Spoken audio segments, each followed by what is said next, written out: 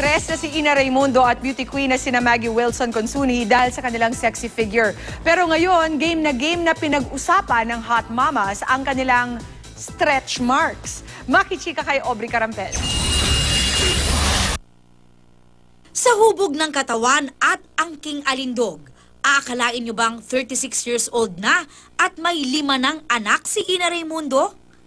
Maintain din ng kapwa hot mama na si Maggie Wilson Consuni ang kanyang mala beach body figure.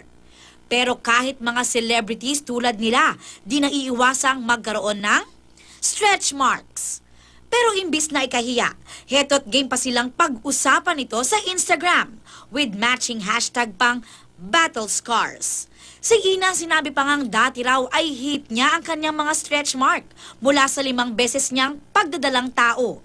Pero ngayon, biro ni Ina, ang kailangan lang pala niya ay isang tummy tuck na tila patungkol sa kanyang isinuot na high-waisted na swimwear. Si Maggie naman tanggap daw na hindi na maibabalik sa dati ang itsura ng balat sa kanyang tiyan dahil isa na siyang ina.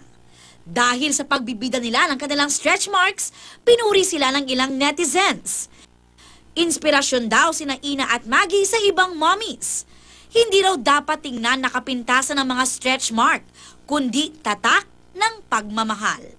Aubrey Carampel updated sa Showbiz Happenings.